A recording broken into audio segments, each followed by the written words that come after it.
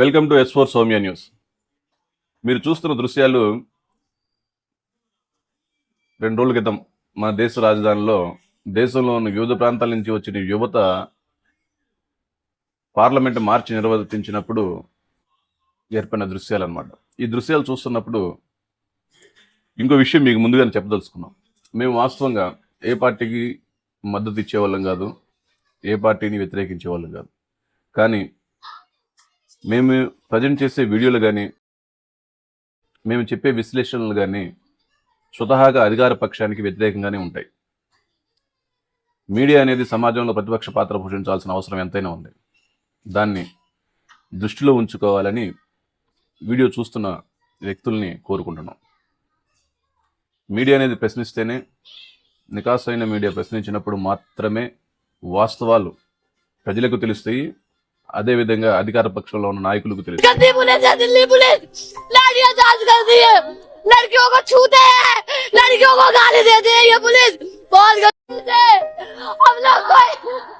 हम लोग कोई डाकू है क्या? डाकू नहीं है, शिक्षक है हम लोग। तुम्हारे घर में औलाद है तब पता चले। उनको बात नहीं लगा है। कौन करता है? कौन ऐसे मारता है? बहुत गंदी पुलिस है दिल्ली पुलिस। लाठियां चार्ज करती है, लड़कियों को छूते हैं, लड़कियों को गाली देते हैं ये पुलिस। बहुत गंदी। చూశారు కదా, చిన్న చిన్న పిల్లల్ని, అభంశుభం తెలియని పిల్లల్ని వాళ్ళలో కూడా చైతన్యం వచ్చి వాళ్ళకు ఉన్న సమస్యలు, వాళ్ళు ఎగ్జామ్ పేపర్ లీక్ అయిపోతున్నాయి, వాళ్ళు అడుగుతున్న డిమాండ్ ఏంటి? కేవలం ఎవరికైతే చేత కాదో, ఎవరికైతే తమకున్న అధికారాన్ని సక్రమంగా చేయటం చేత కాదో అలాంటి చేతగాని మంత్రి యొక్క రిజిగ్నేషన్నే అడుగుతున్నారు. అతను రాజీనామా చేయాలని చెప్పి డిమాండ్ చేస్తున్నారు. ఒకసారి 2 సార్లు తప్పు చేస్తేనే, ఒక ఎగ్జామ్ రాయడానికి ఒక 2 నిమిషాలు 3 నిమిషాలు లేటుగా వెళ్తేనే ఎగ్జామ్ రాయడానికి అనుమతించరు. అలాంటిది 152 సార్లు పేపర్ లీక్ అయ్యి ఆ పేపర్ని బీజేపీ పాలిత రాష్ట్రాల్లో జిరాక్స్ సెంటర్లో అమ్ముకున్నారు అంటే ఎంత నీచమైన పరిస్థితి. అతను ఎవరైతే విద్యాశాఖ మంత్రి ఉన్నారో ధర్మేంద్ర ప్రధాన్ గారు, అతను నిర్వర్తించే శాఖ పైన అతనికి ఎంత పట్టు ఉంది, ఆ శాఖలో ఎలాంటి అవినీతి అధికారులు ఉన్నారు అనేది చూసుకోలేకపోయాడు అంటే అది అతని యొక్క చేతగానితనమే కదా. దాన్ని పక్కన పెట్టి అభంశుభం తెలియని చిన్న చిన్న పిల్లల్ని, వాళ్ళ యొక్క ఏమీ తెలియదు, వాళ్ళకి ఒక బ్యాగ్ తగిలించుకొని వచ్చారు, వాళ్ళని చూస్తుంటే ఏడుపు వస్తుంది. ఇప్పుడు మీరు చూస్తున్న వీడియోలో ఎంతోమంది డోనర్స్ తీసుకొచ్చి ఫుడ్, పిజ్జాలు, బర్గర్లు, వాళ్ళకి ఎలాంటి లోటు లేకుండా ఏది కావాలంటే అది ఇస్తున్నారు. దీని అర్థం ఏంటి? పిల్లల తల్లిదండ్రులకు కూడా ఎంతో బాధ కలిగి, ఎంతోమంది తల్లిదండ్రులు అక్కడ ఉన్న ప్రతి పిల్లవాడిని తమ సొంత పిల్లవాడిగా భావించి వాళ్ళకు చేతనైన విధంగా వాటర్ బాటిల్స్ కొంతమంది, పిజ్జాలు కొంతమంది, బర్గర్లు కొంతమంది స్వతహాగా ఇస్తున్నారంటే ప్రభుత్వం మీద, మోడీ ప్రభుత్వం మీద ఎంత వ్యతిరేకత ఉన్నట్టో మీరు ఒకసారి ఆలోచించండి. इधर देख सकते हो, आंदोलनकारियों को क्या मिल रहा है पता है? पिज्जा खाने को मिल रहा है। और ऐसा नहीं है, थोड़ा बहुत लार्ज क्वांटिटी में भाई काफी ज्यादा लेके आए, इनके लिए बहुत बहुत धन्यवाद। जंतर मंतर पर खाने की अब कोई कमी नहीं है, क्योंकि भाई सिख समुदाय के लोग हैं जो कि आगे आ चुके हैं, वही अब खाना चलाएंगे। ये देख सकते हो इतना अच्छा खाना चला रहे हैं भाई। मोदी जी तुम क्या देते हो जनता को? 5 किलो राशन। इधर देख सकते हो, आंदोलनकारियों को क्या मिल रहा है पता है? पिज्जा खाने को मिल रहा है। और ऐसा नहीं है, थोड़ा बहुत लार्ज क्वांटिटी में भाई काफी ज्यादा लेके आए, इनके लिए बहुत बहुत धन्यवाद। गंदी पुलिस है दिल्ली पुलिस।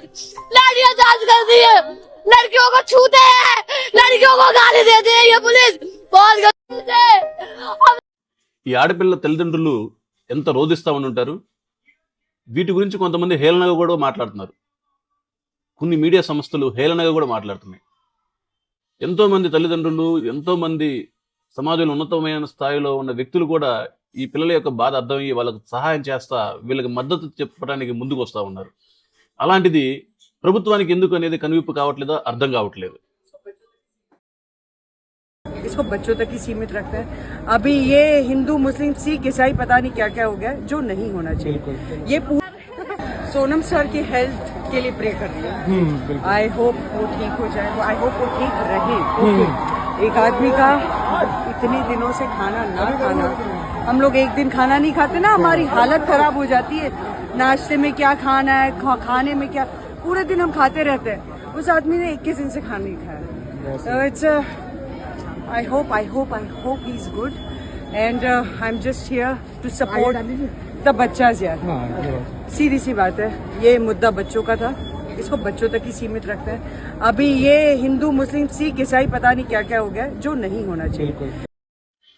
పూనం పాండే గారు ఏం చెప్తున్నారంటే దీన్ని మళ్ళీ హిందూ ముస్లిమ్స్గా చిత్రీకరించవద్దు. అక్కడికి వచ్చిన చాలామంది ఇప్పుడు మరి మీరు వీడియోలో చూస్తున్న వాళ్ళు కూడా దీన్ని బీజేపీ ఎలా చిత్రీకరిస్తుందంటే అక్కడికి వచ్చిన వాళ్ళందరూ ముస్లిమ్స్, లేకపోతే పాకిస్తాన్తో సంబంధాలు ఉన్నాయి, పాకిస్తాన్ ఫండింగ్ చేస్తుంది, ఇలా మాట్లాడటానికి అసలు నోరు ఎలా వస్తుందో అనేది అర్థం కావట్లేదు. ఏది మాట్లాడినా దేశభక్తి లేదు, లేకపోతే పాకిస్తానీయుడు, దేశభక్తి లేదు, పాకిస్తానీయుడు, లేకపోతే హిందూ కాదు. ఈ 3 కాన్సెప్ట్స్ తోటే బీజేపీ అనేది దేశాన్ని పరిపాలిస్తుంది. అదేవిధంగా బీజేపీ జవాబుదారీతనాన్ని లేకుండా చేస్తుంది. ఈరోజు ఒక రకంగా యువతలో ఇంత స్ఫూర్తి రావడానికి ఈ రేంజ్లో భారీ ఎత్తున ఉద్రిక్తతలు చెలరేగడానికి కారణం బీజేపీ చేసిన స్వయంకృత అపరాధాలే. ఇంకొక ఆసక్తికరమైన విషయం ఏంటంటే మీరు పూనం పాండే గారు మాట్లాడేటప్పుడు కానీ అక్కడ పరిస్థితులు కానీ మనం గమనిస్తే అక్కడ ఎంత వేడిగా ఉంది, అక్కడ వాతావరణం ఎంత వేడిగా ఉంది, ఎంత హీట్ ఉంది అనేది కూడా మనకి క్లియర్గా అర్థమవుతుంది. అంత వేడిలో అంత ఎండల్లో ఈవెన్ పని పాట లేకుండా వచ్చి అక్కడ కూర్చుంటారా? దాన్ని కూడా హేళనగా మాట్లాడుతున్నారంటే కొన్ని మీడియా సంస్థలు, ఆ మీడియా సంస్థలకి వదిలేయాలి విజ్ఞత అనేది. అసలుకి గోడీ మీడియా అని చెప్పని ఆల్రెడీ దేశం మొత్తం గగ్గోలు పెడుతున్న ఆ మీడియా సంస్థల్లో కొన్ని బత్తాయి మీడియాలు అని చెప్పి మన తెలుగు రాష్ట్రాల్లో ఉచ్చరిస్తున్నప్పటికీ సిగ్గు ఎగ్గు లేకుండా వాస్తవాన్ని చెప్పకుండా అవాస్తవాన్ని ఒక కార్యక్రమం జరిగేటప్పుడు కొన్ని అపశృతులు కూడా జరుగుతూ ఉంటాయి. తెలంగాణ ఉద్యమం జరిగేటప్పుడు కూడా ఎన్నో అపశృతులు జరిగినాయి. ట్యాంక్ బండ్ మీద మార్చి నిర్వహించినప్పుడు అక్కడ ఉన్న విగ్రహాలన్నింటినీ పగలగొట్టారు. అక్కడ ఉన్న ఈటీవీ వ్యాన్ని ఎత్తి హుస్సేన్ సాగర్లో వేశారు. కొన్ని అలా అని చెప్పని తెలంగాణ ఉద్యమాన్ని ఏమి తక్కువ చేశారా? ఆ ఉద్యమంలో పాల్గొంది కూడా యువతే కదా. మరి ఇప్పుడు కేసీఆర్ గారు కానీ కేటీఆర్ గారు కానీ యువతకు ఉద్యోగాలు రావాలి, యువతకు ఉపాధి అవకాశాలు రావాలి అని చెప్పి మాట్లాడుతూ యువతను మళ్ళా రెచ్చగొడుతున్నారు కదా. దేశవ్యాప్తంగా ఇంత పెద్ద ఉద్యమం జరుగుతుంటే బీఆర్ఎస్ పార్టీ ఎక్కడ ఉంది అనేది కూడా ఒకసారి మనం ఆలోచించాలి. ఇదంతా बच्चे नहीं है, सबके बच्चे हैं. ये तो क्या है कि बस अब थोड़ा सा गर्मी ज्यादा है तो आदमी थोड़ा सा घर पे है, लेकिन घर से सपोर्ट कर रहा है पूरा. नहीं हिंदू नहीं, थोड़ा सा बस सपोर्ट पूरा है सबका. విన్నారు కదా, ఢిల్లీలో ఎంత వేడి వాతావరణం నెలకొని ఉందంటే అక్కడ ఉన్న పోలీసులు ఆ చెమటను తుడుచుకోవడానికి వాళ్ళకి అన్ఎక్స్పెక్టెడ్గా జాతీయ పతాకాన్ని యూజ్ చేయడం జరిగింది. దాన్ని ఒక మీడియా వ్యక్తి ప్రశ్నించడం కూడా జరిగింది. వెంబటనే అతను దాన్ని కింద పడేయడం, ఆ కన్ఫ్యూజన్ సిచ్యువేషన్ కూడా క్రియేట్ అయింది. ఇలాంటి కొన్ని సంఘటనలు జరుగుతూనే ఉంటాయి. దాన్ని మనం పెద్దగా తీసుకోవాల్సిన అవసరం లేదు. ఇప్పుడు అసలుకి మీడియా విషయానికి వద్దాం. మీడియా విషయానికి వచ్చే ముందు మన తెలంగాణ ఎంపీ, ఖమ్మం జిల్లాకు చెందిన ఎంపీ రేణుకా చౌదరి గారు కూడా అక్కడ పాల్గొనడం జరిగింది. नहीं आता तो बच्चों पे लाठी भंगवा रहे और वो टीयर गैस डलवा रहे, किसानों के साथ ऐसे ही किए. शर्म नहीं? नीट एग्जाम फेल हुआ, मंत्री को लेकर गोद में बिठा. తెలుగు రాష్ట్రాల ప్రజల తరపున మాట్లాడిన ఏకైక వ్యక్తి రేణుకా చౌదరి.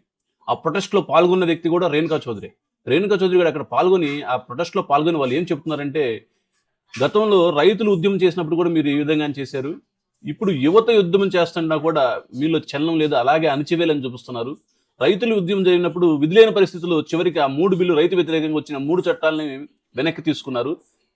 మీకు బుద్ధి రాదు అనే విధంగా బీజేపీ మీద తీవ్ర విమర్శలు చేశారు. ఇప్పుడు మీకు ఒక ఆసక్తికరమైన వీడియోలు చూస్తారు. ఈ వీడియోస్లో మీకు ఏం కనిపిస్తుంది అంటే, ఎంత బాధగా అనిపిస్తుందంటే, పొగులంతా అంటే డే టైం మొత్తము పోలీసులు సిజేపీ కార్యకర్తలను కొట్టాలి, సిజేపీ కార్యకర్తలను అణచివేయాలి. కానీ వాళ్ళకి తిండి, వాళ్ళకి కావాల్సిన కనీస వసతులు కూడా ప్రభుత్వం కల్పించట్లా. చూడండి వాళ్ళు ఏ విధంగా కూర్చొని ఉండరు. ఆ పోలీసులకి ఎవరైతే తమల్ని కుట్టారో, ఎవరైతే తమల్ని దూషించారో, ఎవరైతే తమ మీద చేసుకున్నారో వాళ్ళకి కూడా సిజేపీ కార్యకర్తలు తీసుకెళ్ళి ఫుడ్ అనేది సర్వ్ చేస్తున్నారు. ఇది చూస్తున్నప్పుడు ఎంత బాధగా అనిపిస్తుందంటే ప్రభుత్వం యొక్క మొండితనం, ఫెయిల్యూరు, చేతగానితనం ఎందుకు ఇంత పట్టుదలకపోతుంది? ఒక చేతగాని మంత్రిని ఎందుకు పొజిషన్లో ఉంచుతుంది? అతని చేత ఎందుకు రాజీనామా చేయించట్లేదు? లేక ప్రజల యొక్క దృష్టిని ఒక టాపిక్ వైపు మరలించటానిక అనేది అసలు అర్థం కావట్లేదు. చూడండి, ఇది ఇది ఇప్పుడు చూస్తున్న వీడియో మొత్తం డే టైం నడిచింది. ఇక్కడ పోలీసులకి సిజేపీ కార్యకర్తల మధ్య ఘర్షణ వాతావరణం కనపడింది. ఇంతకుముందు చూసిన వీడియోలో నైట్ టైం వాళ్ళకి డిన్నర్ ఆఫర్ చేస్తున్నారు సిజేపీ కార్యకర్తలు. వీళ్ళ సంఘ విద్రోహకులు, వీళ్ళ దేశద్రోహులు. కనీసం మానవత్వమైనా లేకుండా పోయింది నరేంద్ర మోడీకి. ఈ వీడియోలో చూడండి, ఒక పోలీస్ అధికారి ఎంత పెద్ద కర్ర తీసుకొని హల్చల్ చేస్తున్నాడు చూడండి. అంత అవసరం ఏమొచ్చింది? ప్లస్ ఫేస్ను కూడా కవర్ చేసుకొని చూడండి ఏ విధంగా కొడుతుంది. వాళ్ళ చేతిలో ఉన్న కర్రలు చూడండి, అవి ప్లాస్టిక్ కర్రలు కూడా కాదు. ఆ కర్రలతో వాళ్ళ చేతులు ఏవైతే కర్రలు ఉన్నాయో ఆ కర్రలతో కొడితే ఆటోమేటిక్గా కాళ్ళు చేతులు విరిగిపోతాయి. మనం ఇంతకుముందు చూసాం కదా, చిన్నపిల్లలు ఏ విధంగా ఏడుస్తున్నారు, ఆడపిల్లలు. వాళ్ళ దగ్గర ఎంత శక్తి ఉంది, అసలు వాళ్ళ శక్తి సామర్థ్యాలు ఎంత. అలాంటి పిల్లల్ని ఇంత పెద్ద కర్రలతో కొడుతున్నారు అంటే వీళ్ళలో కొంతమందికి కూడా మానవత్వం లేదని చెప్పని మనం అర్థం చేసుకోవాలి. వాస్తవంగా ఇన్ని దెబ్బలు తిని కూడా మళ్ళీ రాత్రి వేళల్లో విధుల్లో ఉన్న పోలీసులకి డిన్నర్ ఆఫర్ చేస్తున్నారంటే అది ఆ పసిపిల్లల్లో ఉన్న అభం శుభం తెలియని తనం. ఇలాంటి హృదయ విదారక సంఘటనలు ఎన్నో సోషల్ మీడియాలో ఒకటే మేము ఆల్మోస్ట్ మీకు చూపించే వీడియోలు కూడా సోషల్ మీడియా నుంచి మేము తీసుకొని మీకు చూపిస్తున్నవి. కొన్ని సెలెక్ట్ చేసి ఒక్కొక్క వీడియో చేస్తామంటే కళ్ళెమ్మటి నీళ్ళు కూడా వచ్చిన సందర్భాలు ఉన్నాయి మాకు ఈ వీడియోస్ చేసేటప్పుడు. ఇప్పుడు మీరు చూడబోయే వీడియోలో అసలుకి ఆ వ్యక్తులు పోలీసుల్లాగే అనిపించరు. ఇది ఒక టైప్ ఆఫ్ స్క్వాడ్ అయి ఉండొచ్చు, ఒక టైప్ ఆఫ్ ఫోర్స్ అయి ఉండొచ్చు. యాజ్ ఇట్ ఈజ్గా సివిల్ డ్రెస్సుల్లో యూత్ లాగా స్టూడెంట్స్ లాగే ఉన్నారు, కానీ వాళ్ళ చేతుల్లో కర్రలు. మనం ఇంతకుముందు చెప్పుకున్నట్టుగా ఎవరు స్టూడెంటో, ఎవరు మనవాడో, ఎవరు పోలీసు తెలియక ఎన్ని దెబ్బలు తిన్నారంటే నిన్న అంత కర్కరోటంగా ప్రభుత్వం వ్యవహరించిందంటే అది చాలా బాధాకరం. మేము ఇంతకుముందు చెప్పినట్టుగా ఈ వీడియో అనేది మేము చేస్తున్నప్పుడు, ఈ వీడియోస్ ఒక్కొక్కటి సోషల్ మీడియాలో చేస్తున్నప్పుడు మా కళ్ళెమ్మటి నిజంగానే నీళ్లు తిరిగినాయి. కానీ అక్కడ ప్రభుత్వంలో ఉన్న నరేంద్ర మోడీకి ఎందుకైనా అలాంటి పాపభీతి అనేది కలగలేదో, ఎందుకు అతని గుండె అంత కఠినంగా ఉందో. 152 సార్లు పేపర్ లీకేజ్ అయ్యి జిరాక్స్ సెంటర్లో అమ్ముకునే దుస్థితి, అది నీట్ పేపర్ వచ్చినా కూడా స్పందన లేకుండా ఉన్నాడు అంటే అతని యొక్క గుండె ఎలాంటి గుండె? అతని రాతి ప్రభుత్వమా? ఇది ప్రజల కోసం ఏర్పడ్డ ప్రభుత్వమా, లేక కార్పొరేట్ శక్తుల కోసం ఏర్పడిన ప్రభుత్వమా?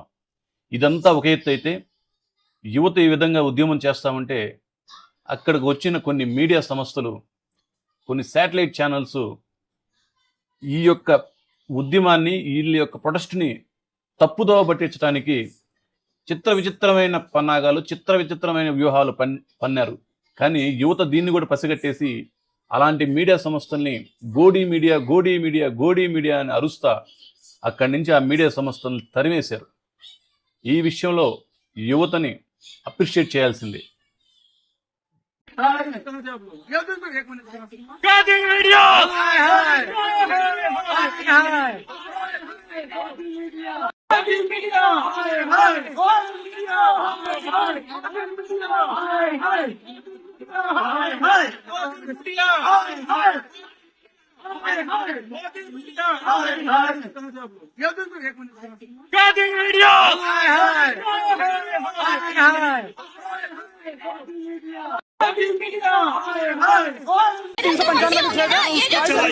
आप भागे, हमारे सब बताया मैंने, पर इनसे मैं सवाल पूछा था, अभी सवाल का मेरा जवाब नहीं दे पा रही है, तो ये कह रही मेरा मर्जी है। तो फोन क्यों करते? तुझसे मैंने कुछ बोला?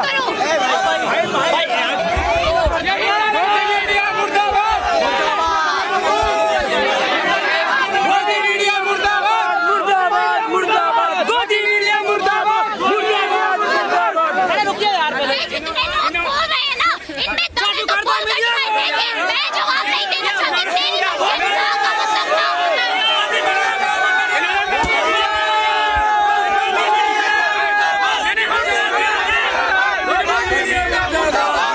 इनसे सवाल जवाब करना, पर ये सवाल जवाब करने के लिए तैयार नहीं है। यही डिक्टेटरशिप है, यही तानाशाही है। ये मौलिक अधिकार पूछ रही थी, पहला मौलिक अधिकार बता रही स्वतंत्रता का अधिकार, पहला मौलिक अधिकार क्या है, समानता का। इन्हें ये नहीं पता है, ये सवाल जवाब करने के लिए तैयार नहीं है। ये हमसे सवाल जवाब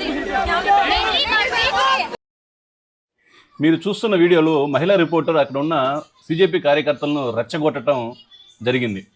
రెచ్చగొట్టడమే కాకుండా నేను సమాధానం చెప్తామని చెప్పని ఇప్పుడు ఒక వ్యతిరేకత అనేది వ్యక్తమైనప్పుడు మ్యాక్సిమం అక్కడి నుంచి పరిస్థితి నుంచి పక్కకు వెళ్ళడానికి ప్రయత్నించాలి. అలా కాకుండా ఆ రిపోర్టరు నవ్వుకుంటా ఈ సిజేపీ కార్యకర్తలను రెచ్చగొట్టే పనిలో ఉందంటే ఇక్కడ రిపోర్టర్స్ను కూడా తప్పుపట్టాలి. యాక్చువల్గా యాజమాన్యాలు కొంత కాంట్రవర్సీ పాయింట్స్ ఉండొచ్చు, కొన్ని పార్టీలకు అనుకూలంగా ఉండొచ్చు, కానీ ఇలాంటి సందర్భంలో ఫీల్డ్లో ఉన్న రిపోర్టర్స్ కూడా ఈ విధంగా ప్రవర్తించడం అనేది కరెక్ట్ కాదు.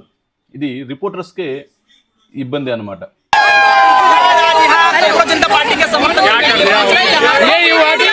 ये मैडम मेरे से सवाल करी, 5 मिनट तक इनके कैमरे में मेरी बात रिकॉर्ड हुई है। मैंने संविधान का एक अनुच्छेद बताया है इनको, 395 अनुच्छेद है। आप भागे, हमारे सब बताए मैंने, पर इनसे मैं सवाल पूछा अभी सवाल का मेरा जवाब नहीं दे पा रही है। तो ये कह रही मेरा मर्जी है, ये तानाशाही है, ये डिक्टेटरशिप है जैसे मोदी कर रहा है, बिल्कुल तानाशाही है ये। मेरे सवाल से डर गई मैडम। पूछो जवाब देंगे, पूछो एक मिनट सुनिए, ये जितने भी गोदी मीडिया चिल्ला रहे थे सारे सुनेंगे, मेरी 1 मिनट जवाब सुनिए। लाइए ना, ఒక రాంగ్ మెసేజ్ని సమాజంలోకి తీసుకుపోతున్నారంటే ఆ మీడియా సంస్థలకి చిత్తశుద్ధి లేదా, ఆ మీడియాలో పనిచేస్తున్న వ్యక్తులకి చిత్తశుద్ధి లేదా? ఇక్కడ బలైపోతుంది ఎవరు? గ్రౌండ్ లెవెల్లో పనిచేస్తున్న రిపోర్టర్స్. ఒక టైమ్స్ ఆఫ్ ఇండియా రిపోర్టర్కి గాయాలు కూడా అవ్వడం జరిగింది. దానికి సంబంధించి తర్వాత సిజేపీ పార్టీ వాళ్ళు క్షమాపణ కూడా కోరడం జరిగింది. ఇక్కడ ఆసక్తికరమైన విషయం ఏమిటంటే, ఏదైతే మీడియా అమ్ముడు పోయింది అని చెప్పి భావిస్తున్నారో యువత, ఆ మీడియాని దరిదాపుల్లో కూడా రానియట్లేదు. వాళ్ళు వచ్చి చేస్తున్న పని కూడా ఏ కాడికి వీళ్ళకి ఎగ్నెస్ట్గా ఏదో ఒకటి క్రియేట్ చేసి అక్కడ కొంతమంది ఆల్రెడీ మనం ఇంతకుముందు చెప్పినట్టుగా కొంతమంది ఆర్గనైజ్డ్ గ్యాంగ్ అనేది కొంత వస్తారు. ఇది వినండి, ఈ విధంగా మోడీ మీడియా, గోడీ మీడియా అని చెప్పని వాళ్ళని తరిమేస్తా ఉన్నారు.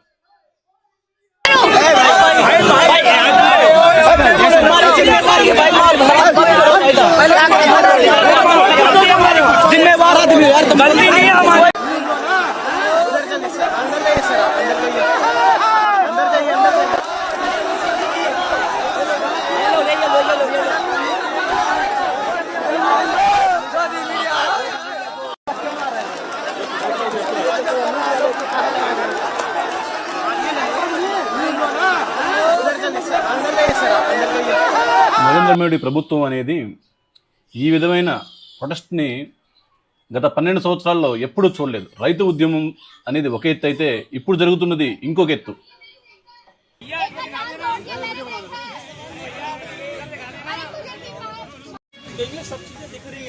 ये देखो सर, इस वीडियो को आपका चैनल नहीं दिखाएगा, ये 100% कंफर्म है। आप लोगों बाहर हो, आप लोगों को नहीं पता किसी पे क्या चल रहा है, टीवी वालों को नहीं पता कि यहाँ पे क्या। हाँ, वो नहीं पता सर।